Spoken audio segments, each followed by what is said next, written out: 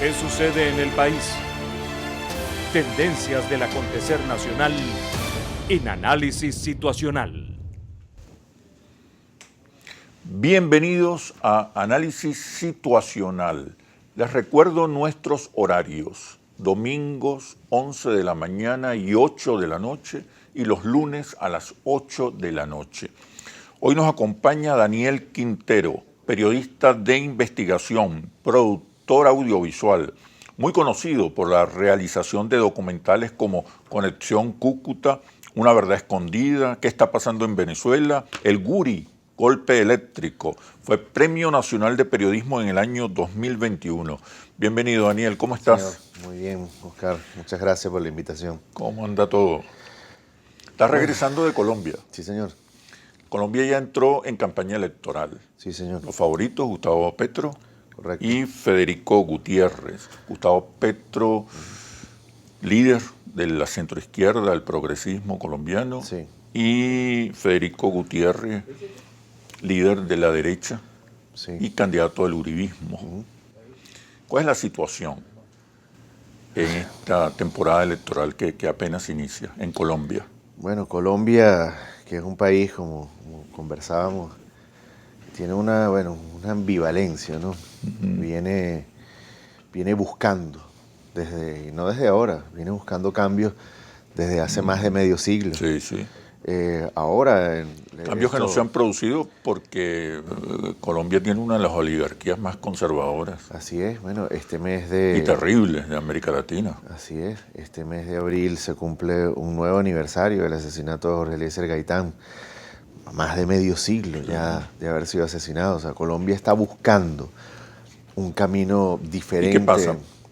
¿Qué busca y por qué no lo encuentra? Bueno, evidentemente esa política o esa cultura de la violencia que han generado aquellos que se han perpetuado en el poder, porque son realmente dictaduras disfrazadas de democracia. Realmente, si bien en Colombia no han habido dictaduras militares como sí ocurrieron en el Cono Sur, esas feroces dictaduras militares, han tenido realmente una especie de juego democrático, entre comillas, de fachada democrática, como sucedió en Venezuela, sí. Hay que decirlo. Pronto a algunos no les gustará lo que estoy diciendo, pero realmente después de la caída del general Marcos Pérez Jiménez, incluso la libertad de expresión, la libertad política, la represión, la política de la desaparición que comenzó en Venezuela, dejó incluso detrás de lo que había hecho. Desde que se firmó el acuerdo de paz. Así es. Entonces, varios miles de asesinados. Sí, de asesinados, entre dirigentes supuesto. políticos firmantes del acuerdo. Claro. Estamos hablando del año pasado, solamente en Colombia fueron asesinados casi 500 líderes sociales. Y no me refiero solamente... O sea, allí ni siquiera entra el grueso de los firmantes de la paz. Estamos hablando de líderes sociales, de movilizadores, porque esa es la política, es decir, la política de la violencia, la cultura de la violencia, de encenderles las motosierras, de cargar la pistola a todo aquello que huela a socialismo, a cambios sociales, a progresismo, a reivindicación, a la lucha por la tierra, porque en Colombia hay una lucha por la tierra feroz. Es decir, 2.000 familias básicamente son dueñas, o 2.000 personas son dueñas de más del 90% de la tierra colombiana. O sea, tenemos apenas unos 253.000 campesinos registrados en el Instituto Geográfico Colombiano Agustín Codazzi, que es el juro de la tierra, con apenas 1 hectárea o poco más. Mientras que 2.000 familias o 2.000 personas son dueños de más del 90% de la tierra cultivable. ¿Por qué no se han producido cambios? Básicamente lo que estamos hablando, la cultura de la violencia. Es decir, porque si han asomado, por lo menos propuestas de cambio, incluso candidatos presidenciales. Luis Carlos Galán, en los años 80, por favor, que trató de llevar una reforma adelante, una reforma agraria que por lo menos en su plan de gobierno, planteó el tema de la educación gratuita, o sea, una gran cantidad de elementos sociales, de reivindicaciones sociales, incluso el tema de la lucha frontal contra el narcotráfico. ¿Qué le pasó a Luis Carlos Galán? Asesinado. El ministro de Justicia, que también perfilaba como un posible candidato presidencial, Rodrigo Lara Bonilla, asesinado, Pizarro, asesinado, el candidato Cepeda también, asesinado. ¿Por qué? ¿Cómo? Las mafias, el narcotráfico, el paramilitarismo y una clase alta dominante, alta en recursos económicos, muy reaccionaria, exageradamente conservadora, que ha mantenido a raya los márgenes a Colombia, lo que la ha sumergido. En Colombia actualmente hay 22 millones de pobres. O sea, es una cifra alarmante, de los cuales ni siquiera viven con un dólar interdiario. Es decir, o sea, tenemos una pobreza, pero muy marcada. Tenemos todo lo que incluso cualquier persona puede ser asesinado en Colombia solamente por, incluso desde los medios de comunicación, tratar de criticar este modelo o tratar de llamar a un modelo diferente. Le pasó al comediante Jaime Garzón. O sea, es decir, tenemos y a miles, por favor. O sea, la seguridad democrática de Uribe, ¿en qué consistió? En generar falsos positivos, asesinar a más de 6.400 personas con nombre y apellido, que se está investigando en este momento en la JEP, que es la Justicia Especial para la Paz. Entonces yo creo que básicamente no se han generado los cambios en Colombia porque esa clase no ha dado la oportunidad y lo ha hecho a sangre y fuego, literalmente a sangre y fuego, y con una narrativa mediática muy complaciente con estos grupos de poder que son los que financian también estos medios de comunicación, porque los medios de comunicación, digamos, son mucho más importantes que a veces los grupos políticos, son los que marcan la narrativa, son los que imponen presidentes, básicamente como sucedía acá en Venezuela hasta los años 90, incluso en cualquier país de América Latina. ¿La presencia norteamericana? La presencia norteamericana lo que ha hecho es cuidar muy bien los intereses del narcotráfico también, porque no ha cesado el narcotráfico. Estamos hablando de más de 200.000 hectáreas de hoja de coca para el procesamiento y la elaboración de pasta de coca. Sigue siendo Colombia el surtidor del 80% de la cocaína hacia los Estados Unidos. Se consume en Estados Unidos. Lo digo yo, exacto, eso lo dicen los informes de Naciones Unidas. Entonces, ¿de qué estamos hablando? O sea, hay un gran negocio que es la droga, hay un gran negocio que también es la política, la corrupción estatal que es bestial, detrás de las obras hay corrupción, es increíble, es uno de los países más corruptos del mundo, otro no lo digo yo, lo dice la UNESCO. Has tenido, de alguna manera, una guerrilla activa, buscando los cambios, pero también los movimientos sociales, las organizaciones populares. Hace pocos años Colombia vivió una masiva protesta, una masiva protestas populares. ¿Qué pasa? ¿Por qué estos movimientos sociales, estos avances de las fuerzas progresistas no logran provocar los cambios? Pero me responde, por favor, cuando regresemos de los comerciales. Ya venimos. ¿Qué sucede en el país? Tendencias del acontecer nacional en análisis situacional. ¿Qué sucede en el país? Tendencias del acontecer nacional en análisis situacional. Conversamos con Daniel Quintero, periodista de investigación, productor audiovisual, Premio Nacional de Periodismo 2021.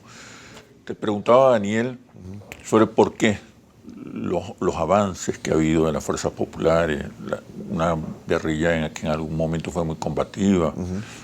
Hace pocos años hubo unas masivas protestas populares en Colombia que fueron fuertemente reprimidas. ¿Qué pasa? Porque no se ha logrado avanzar en mayores reformas. Bueno, se ha avanzado, lo que es que no se ha logrado, digamos, el poder central. ¿De qué manera se ha avanzado? Sí han habido, digamos, para empezar, las guerrillas en Colombia, yo creo que nacen silvestres. ¿Por qué? Porque justamente no hay la posibilidad de expresarse o no hay la posibilidad de generar los cambios de forma no violentas. por eso han sido... Hay las condiciones. Sí, las condiciones, si no están para generadas, las condiciones para hacer política. Para hacer política. Claro, se recurren a las armas. En este momento, sin embargo, ya el tema de las armas está gastado. La gente no quiere violencia. La gente Colombia está sumergida en una guerra profunda después del asesinato de Gaitán, pero sobre todo luego en los 80 y 90, la guerra de los carteles, toda la violencia que ha generado desplazamiento de campesinos, de pueblos enteros o masacres a pueblos enteros por parte de grupos paramilitares por el tema del narcotráfico. Pero sin embargo han habido avances, han habido conquistas. Gustavo Petro fue alcalde de Bogotá. Las FARC en este momento, o el Movimiento Común, el partido político que fundó las FARC, tienen alcaldes, tiene concejales.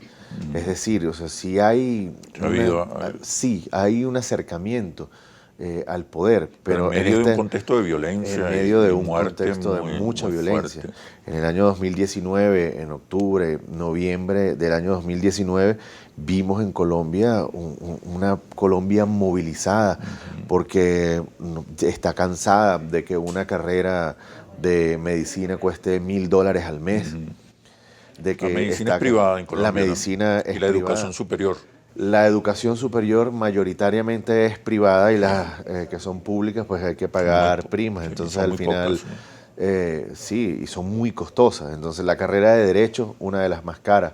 Ciencias Políticas es una de las más caras. Estamos hablando de más de $1.000 mensuales de la carrera. Estamos hablando de Medicina también, una de las más caras. Entonces la salud, la política y la justicia, pues el derecho, está estrictamente reservado para los más pudientes. Entonces, allí ha habido una exclusión muy grande que hoy en día logra canalizar, logra ver luz a través de la ventana que representa Gustavo Petro en este momento. ¿Qué significado tiene esa candidatura? ¿Qué posibilidades tiene?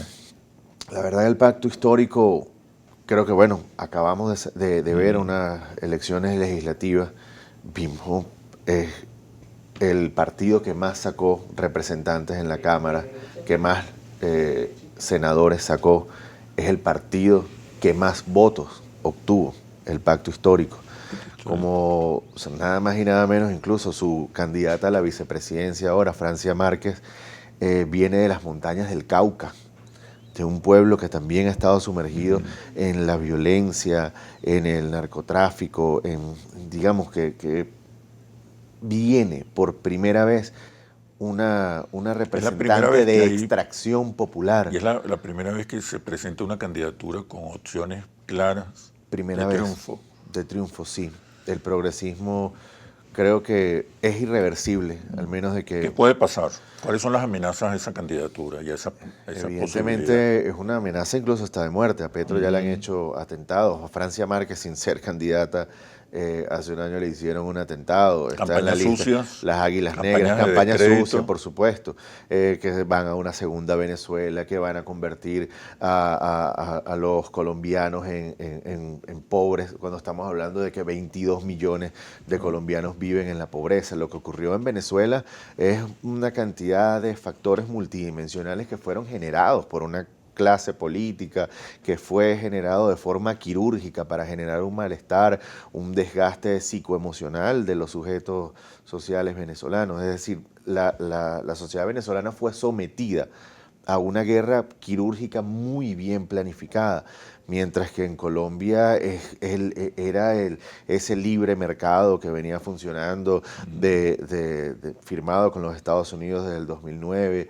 esa política de exclusión de las universidades privadas, esas políticas regresivas en materias tributarias de 19% de impuestos, de cobrar impuestos a los más pobres y no a los más ricos. De hecho, le bajaron el impuesto del 33% al 14% a los más pudientes para que generaran más riqueza. O sea, ese discurso de vamos a bajarle los impuestos a los ricos para generar más riqueza, que no haya acceso a la vivienda, que no haya acceso a créditos. Incluso para estudiar, los bancos ofrecen créditos bancarios. Es decir, hay una sociedad que está ya gastada de eso. Hay una sociedad que quiere conquistar el poder y está viéndose representado en el pacto histórico, como bien acaba de señalar, es primera vez que hay una candidatura. Bueno, realmente en el 2018 ya había una candidatura. Sí. Gustavo Petro, de hecho, nosotros creemos, yo estuve allá con equipo de trabajo y ya veíamos que pues, pudo haber habido fraude. Claro, hasta la OEA señaló que hubo fraude electoral, el tema de, para empezar, el sistema electoral todavía es manual, se pueden cambiar las actas con solo colocar un número delante. O sea, la transmisión no es electrónica, la transmisión es una llamada telefónica. O sea, es decir, el resultado electoral es una llamada telefónica. Y así es la transmisión de los resultados electorales.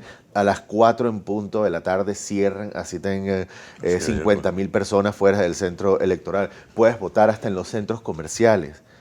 O sea, es decir, es realmente una burla todo lo que han hecho con el pueblo colombiano y sin embargo creo que se ha sorteado todo eso y definitivamente va a lograr el poder en esta, y quizás hasta en la primera vuelta. Es muy posible que en primera vuelta hay la posibilidad. Entonces estamos hablando de grandes intereses políticos, intereses económicos, que a veces los intereses económicos, por supuesto, superan a los intereses políticos allí en Colombia y en el mundo. Pero sobre todo creo que es irreversible, porque es el pueblo, o sea, es decir, 2.000 personas no pueden someter a 25 millones de personas. Y esto ya, o sea, ni a sangre y fuego, como lo han hecho en estos últimos años. O sea, ya basta, dijo el pueblo colombiano. ¿Cuál es la oferta de Gustavo Petro? Pero me responde cuando regresemos de los comerciales, por favor. Ya venimos. ¿Qué sucede en el país? Tendencias del acontecer nacional en análisis situacional. ¿Qué sucede en el país? Tendencias del acontecer nacional en análisis situacional. Nos acompaña Daniel Quintero, periodista de investigación, documentalista, productor audiovisual, Premio Nacional del Periodismo 2021. Te preguntaba cuál era la oferta de Gustavo Petro en este contexto tan difícil. Bueno, básicamente la oferta de Gustavo Petro, ¿no?, es la canalización de las necesidades del pueblo colombiano, porque digamos que la oferta ha nacido del pueblo. Se parece mucho a la candidatura incluso de Hugo Chávez, me refiero en su momento, me refiero al contexto histórico, porque en aquel momento, en los 90, pues había una necesidad grande en Venezuela de generar cambios, el tema de la educación, el acceso a los servicios, y en Colombia la inclusión social. La inclusión social. ¿Cuál es el relato? ¿Podrías hacerme un relato del discurso, de la candidatura de Petro? Pues Petro, educación gratuita, la salud, acceso a la salud, impuestos, bajar los impuestos, acceso a la vivienda. Porque básicamente ayer, sobre todo en el externado de Colombia, que se dio uno de los debates, por cierto, muy, muy pintoresco debate, porque hay como 4 candidatos que están ofertando la legalización de la marihuana. Incluso este señor Fico Gutiérrez, Francisco Gutiérrez, también está ofertando esto. Uno de los candidatos, Luis Pérez, ofreció a todo el electorado colombiano la generación de 3 millones de empleos producto de la legalización del cannabis, de la marihuana, generar grandes ingresos e incluso propuso que la hoja de la marihuana pasara a sustituir el escudo de armas en la bandera colombiana, es decir, poner la hoja... ¿Qué candidato es ese? Ese es Luis Pérez, que tiene una intención de voto ahí como un 10% entre... Vamos a ver el video donde este candidato propone una reforma gráfica a la bandera colombiana. Sí, señor. Si el cannabis nos da 3 millones de empleos, nosotros debemos nombrar el cannabis como la hoja nacional. Y yo propondría, con respeto al Congreso de la República, que cambiáramos la bandera.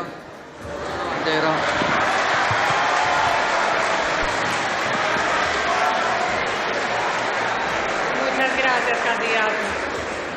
Muy pintoresco, pero también muy revelador del peso que tiene el narcotráfico Sí. y el negocio de la droga en Colombia. Sí, sí, bueno, no es nada inocente esto, efectivamente, muy pintoresco, él saca su bandera allí y bueno, hay gente que le aplaude, hay gente que se ríe, pero esto ya señala que quienes están detrás también de esta candidatura. La narcopolítica no es algo nuevo. O sea, Pablo Escobar Gaviria llegó al Senado de la República de Colombia. Es decir, esto no es nada nuevo. Entonces, hay una gran presión, por cierto. Los legisladores venezolanos tienen que poner la lupa ya porque básicamente es un eje transversal. Y la legalización de la marihuana en Colombia evidentemente tiene un efecto colateral o un efecto de carambola o de rebote hacia Venezuela. Entonces yo creo que ahí hay que mirar con lupa porque puede ser primero la búsqueda del THC, la legalización del THC con fines medicinales, pero luego entonces puede ser luego la cocaína y luego, porque en Colombia ya se está cultivando Opio, ¿no? Opio, sí señor. Se El está departamento de Nariño se está produciendo heroína. Heroína.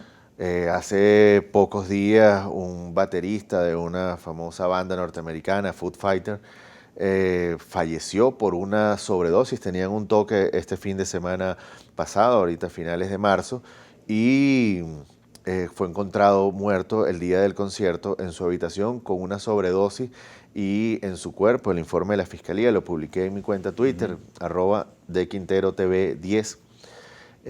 Allí publiqué el informe de la Fiscalía en el cual el análisis toxicológico da positivo para 10 tipos de alcaloides. Es decir, ese narcoturismo también que existe, o sea, en los cuales tenía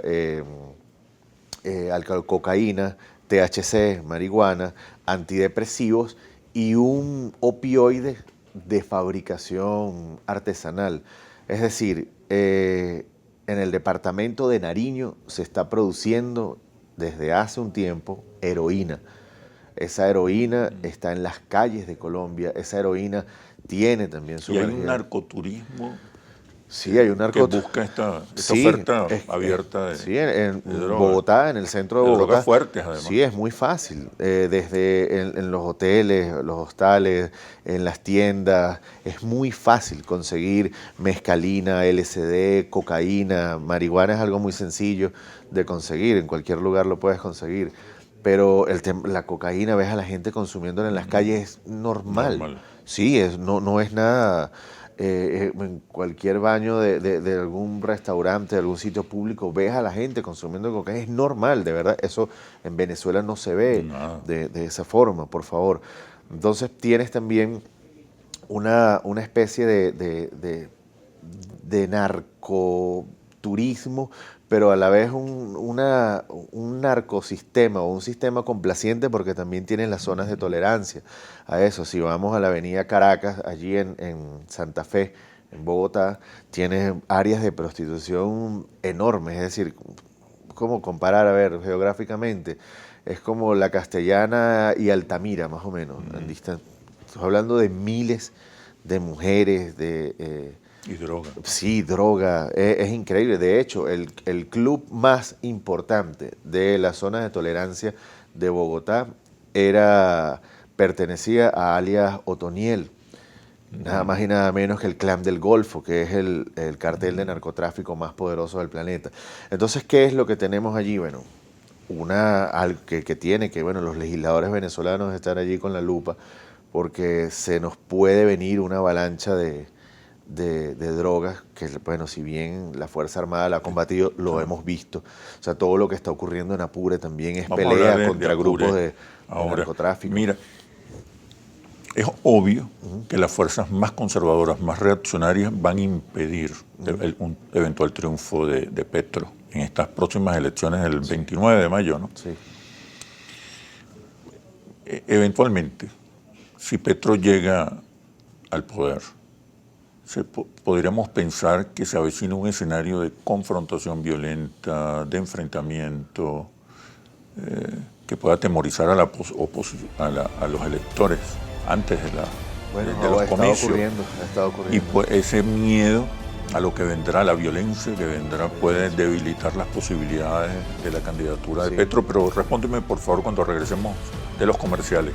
Ya venimos. ¿Qué sucede en el país? Tendencias del acontecer nacional en Análisis Situacional. ¿Qué sucede en el país? Tendencias del acontecer nacional en Análisis Situacional. Nos acompaña Daniel Quintero, periodista de investigación, productor audiovisual, documentalista, Premio Nacional de Periodismo 2021. Te preguntaba acerca de las posibilidades reales de la candidatura de Petro. Es obvio que va a haber fuerzas para impedir el triunfo electoral, pero si eventualmente se ganan las elecciones, podríamos pensar en un escenario de alta confrontación. Bueno, ¿Cómo se prepara Colombia? ¿Cómo se preparan las fuerzas progresistas? De hecho, ya lo hemos visto. El tema de la violencia, lo hablábamos ahora en el mes de enero, que venían, teníamos información. ¿Qué pueden hacer las fuerzas progresistas para evitar evidentemente la violencia? La violencia está hay una especie de sociopatía en la forma de hacer política de estos grupos conservadores. En el caso, bueno, podemos ver lo que ocurrió también en Venezuela. Evidentemente, los grupos de poder que sucedió en Venezuela en el año 2001, 2, 3, 4. Y refiero, claro, 4, por supuesto, con esas protestas tipo guarimba, protestas violentas, el asesinato del fiscal Danilo Anderson, que lo volaron en su vehículo, posible candidato, o el más fuerte candidato a ser fiscal general de la República. Su explosivo sale de Colombia, el DAS estaba en cuenta de ese magnicidio. Rafael García, exdirector de informática del DAS, confirmó que sabía del atentado en contra de Danilo Anderson. Jorge Noguera, director del DAS, que respondía directamente al presidente Álvaro Uribe, también estaba en cuenta el asesinato del fiscal Danilo Anderson. La inclusión de paramilitares en el año 2004. Mayo tenía Uribe 2 años gobernando ya en Colombia, y eso no cesó contra Venezuela. Ahora bien, viendo ese escenario, ¿qué harán ellos dentro de Colombia? Evidentemente la violencia es uno de los principales elementos. Ya lo han tratado de hacer con explosiones, atribuyéndosela a supuestos grupos de radicales de extrema izquierda. Es evidente que ellos, bueno, ya ellos tienen años haciéndolo, es decir, generan la violencia, generan el temor, generan el caos, para luego presentarse como los que van a liberar a la ciudadanía de ese caos, de ese temor, de esos terroristas de izquierda que quieren generar violencia para tomar el poder. Es decir, esa es incluso la narrativa de la campaña en este momento de la fuerza. Intenta una neurotización de la sociedad. Correcto, para sentir que el uribismo es digamos, es la fuerza que va a generar la paz. Entonces, por supuesto, es irreversible. Vamos a ver allí una cantidad vamos a ver seguramente a Piedad Córdoba en el gabinete de Gustavo Petro como una de sus ministras. O sea, vamos a ver a una gran cantidad de representantes. La idea es cómo contener, enfrentar esa violencia que pudiera venir. El pueblo y la conciencia, la movilización, la permanente movilización que se ha mantenido en esta campaña. La gente ya rechaza, ya la gente que tiene ya conciencia rechaza ese tipo de atentados como el que ocurrió ahora en el centro de Bogotá, dejando 2 niños fallecidos. Inmediatamente 15 minutos después salen declarando el ministro de Defensa que fue las FARC, inmediatamente señalando de que son protegidos desde Venezuela, y básicamente eso ha estado durante toda la campaña, las explosiones, el terrorismo. ¿Quiénes fueron los autores? Los autores, evidentemente, dice en Venezuela, no vamos a especular porque no, pero en Venezuela hay un refrán muy popular que dice: mano segura no se tranca. Realmente fuerzas de izquierda no tienen sentido generar algún tipo de hecho de violencia. ¿En qué situación están los acuerdos de paz en este momento? Los acuerdos de paz no se han respetado, evidentemente. Los acuerdos de paz o sus firmantes están siendo perseguidos por el Estado colombiano. Hay una persecución real de Estado en contra de los que firmaron los acuerdos de paz, en contra de los líderes sociales que vienen promoviendo la candidatura de Petro desde el 2018 hacia acá. O sea, es decir, estos últimos 4 años han... O sea, si Juan Manuel Santos, digamos, él dejó el acuerdo firmado, pero realmente Iván Duque no reconoció el acuerdo de paz, no se indemnizó, no se entregó tierra, no se generó las condiciones para que pueblos tuvieran acceso a la educación superior. Es decir, todo quedó tal cual. Los acuerdos de paz realmente quedaron allí firmados en La Habana. ¿Qué peligros hay hacia Venezuela en este momento? Evidentemente, bueno, hay dos escenarios, ¿no? Sí. De violencia y un eventual triunfo de la izquierda colombiana. Evidentemente ellos buscan un conflicto entre ambas naciones. ¿Podría esperar un conflicto Gustavo que tenga Petro, incidencia en los resultados electorales? Solo un evento catastrófico, solo un evento catastrófico pudiera ser que el electorado colombiano se movilice por temor. Un evento traumático. Traumático, como lo intentaron en el 2012 contra el presidente Chávez, porque realmente fue contra el presidente Chávez, con la explosión de la refinería de Amuay. Por cierto, refinería que no, si bien estaba asegurada, luego el seguro no pagó. ¿Por qué no pagó? Porque se logró detectar o comprobar que fue un saboteo.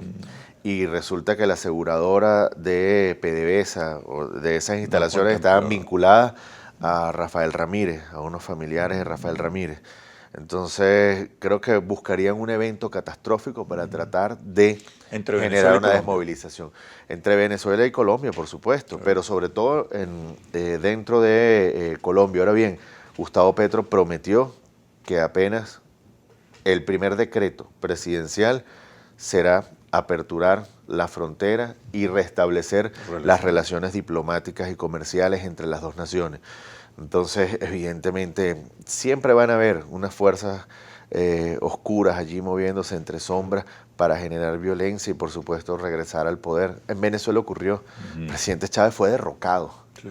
Por favor. Y el presidente Maduro, claro, y el presidente Nicolás Maduro, los que se formaron, los que planificaron, los que se entrenaron para hacerle atentado con drones, se entrenaron en Colombia. O sea, todo lo que, la incursión de Macuto, se estaban entrenando en Colombia, es decir, no ha cesado.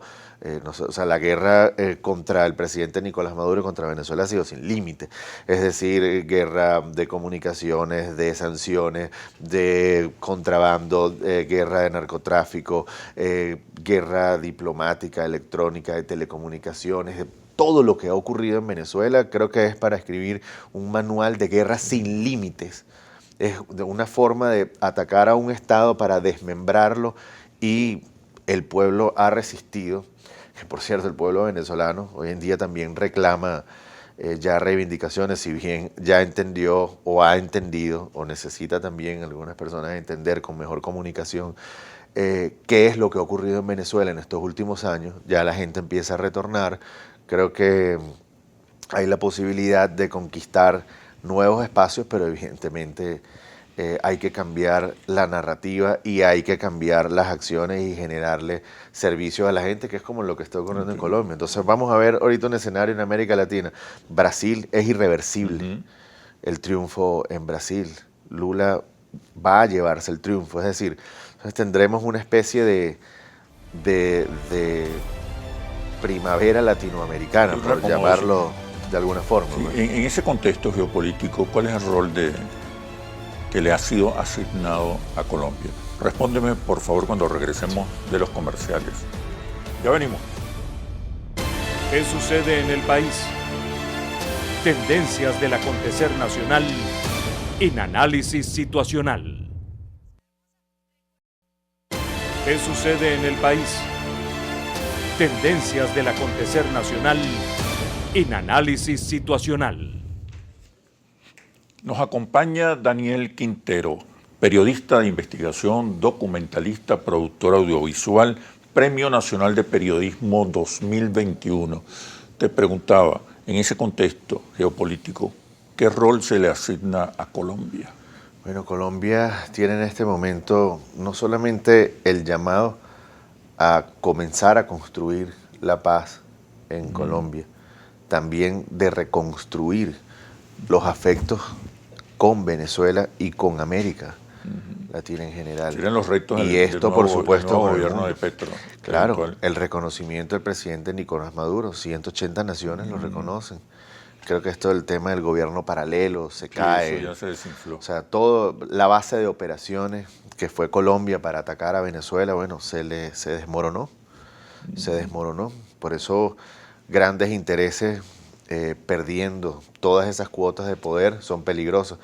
Pero está llamado a restablecer las relaciones, a restablecer la confianza. La relación con la OTAN. Bueno, aspiraba a Colombia ser miembro asociado de la OTAN. Petro dice que no. ¿Va a suspender eso? No, simplemente no. Claro. De manera categórica lo ha dicho, completamente. Y con el tema, no ha asomado el tema de las bases militares, digamos, frontalmente, pero sí ha hablado de la presencia. Así que es delicado el tema de la narrativa, incluso a veces hasta por tema de juego electoral, claro. Casi que atacar a Venezuela o no hablar de Venezuela forma parte de, porque es la opinión pública y cómo todos los medios de comunicación se enfocan en si dice algo a favor de Venezuela o algo que reconozca en el presidente Nicolás Maduro, inmediatamente todos los medios lo hacen una noticia.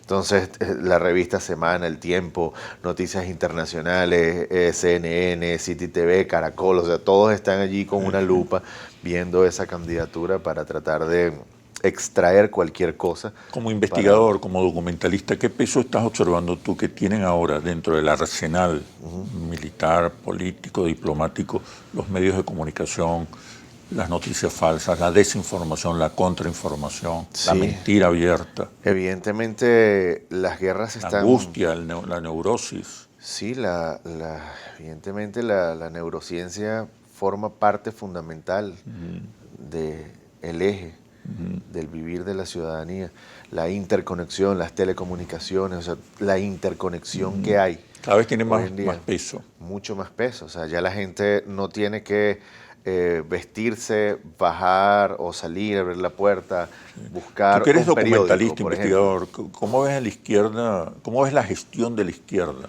con relación a estas herramientas? ¿En Venezuela o en general? En general, ¿no? Y en Venezuela. Yo creo que en general la gente está muy consciente. Creo que, bueno, el acceso a los teléfonos los inteligentes... Los partidos de izquierda, las organizaciones, los movimientos sociales, pues han aprendido a gestionar. Han aprendido a gestionar, creo que sí. Ya no es solamente de las derechas, ni tampoco hay que caer en esos clichés de que tener una buena computadora, un buen teléfono, una laptop, por favor, que sí es el imperialismo y las...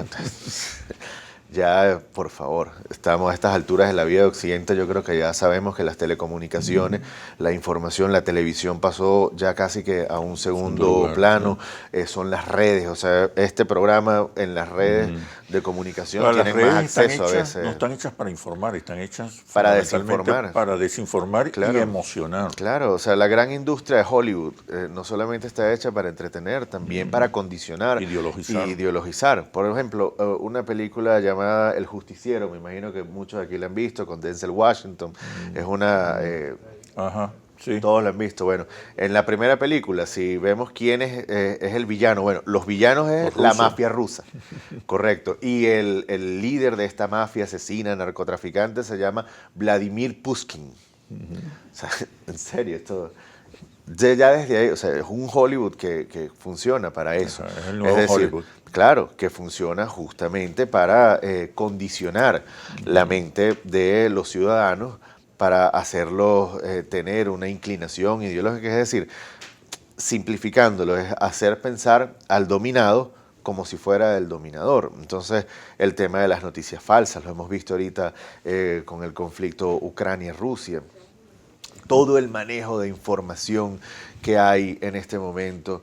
Estados Unidos enciende, digamos, esta hoguera junto con la OTAN, y luego simplemente se retiran y dejan esa hoguera allí a la Unión Europea, que no haya en este momento qué hacer. Entonces, ¿pero qué es lo que llega, digamos, a la sociedad occidental?